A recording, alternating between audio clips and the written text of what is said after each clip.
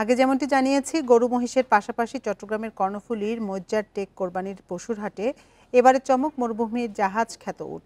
এ নিয়ে বিস্তারিত জানাতে চট্টগ্রাম থেকে আমাদের সাথে যোগ দিচ্ছেন সহকর্মী আব্দুল্লাহ রাকিব। রাকিব, উটের প্রতি মানুষের আগ্রহ কেমন দেখছেন? ক্রেতা বিক্রেতারা কি বলছেন?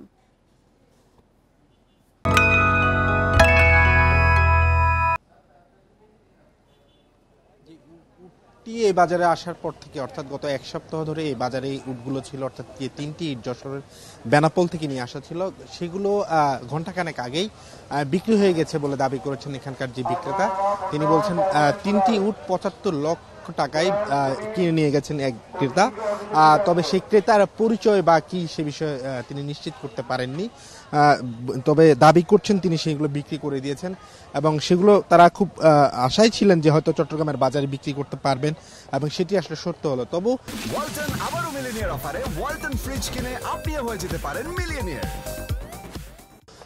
সাধারণ মানুষের মধ্যে শুরু থেকে একটা শঙ্কা ছিল যে আসলে এসব দামি যে উটগুলো রয়েছে সাধারণত কোরবানির বাজারে বা কোরবানির পশু হিসাবে সচরাচর এই পশু কেনা হয় না বাংলাদেশে, কিন্তু চট্টগ্রামে এবার এই প্রথম বলা চলে এই তিনটি উট নিয়ে আসা হয় এবং সেই উটগুলো বিক্রি করার চেষ্টা চলছিল এবং এগুলো ব্যাপক আকর্ষণও ফেলে বাজারে আসা বিভিন্ন ক্রেতাদের মধ্যে। তবে চট্টগ্রামের যে পশুর বাজারগুলো রয়েছে স্থায়ী অস্থায়ী, সেই বাজারগুলোতে আমরা দেখছি বড় ধরনের যে গরুগুলো রয়েছে সেগুলো একেবারেই কম এবং বিক্রেতারা আসলে অলস বসে আছেন, তারা অপেক্ষায় আছেন হয়তো বা আগামী যে দুদিন বাজার আছে সেই দুদিনের মধ্যে হয়তো এই বড় গরুগুলো বিক্রি করতে পারবেন। কিন্তু সেই তুলনায় আমরা বাজারগুলোতে আসলে ক্রেতাও কম দেখছি। যদিও আজ অফিস শেষ হওয়ার পরে হয়তো আগামীকাল থেকে বা আজ বিকেল থেকে হাট বাজারগুলো জমে উঠতে পারে বলে ধারণা করা হচ্ছে। চট্টগ্রামের এটি একটি বড় বাজার, বলা চলে দক্ষিণ চট্টগ্রামের মানুষের জন্য একটি বড় একটি বাজার, কিন্তু এই বাজারেও আমরা দেখছি মানুষজনের আনাগোনা একেবারেই কম।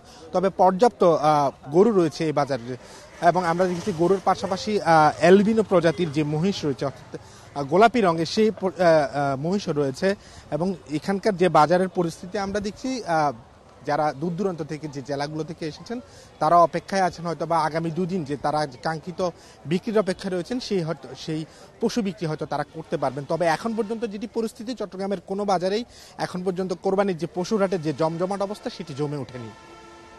চট্টগ্রামের পশুরহাট থেকে সবশেষ তথ্য জানাচ্ছিলেন সহকর্মী আব্দুল্লাহ রাকিব।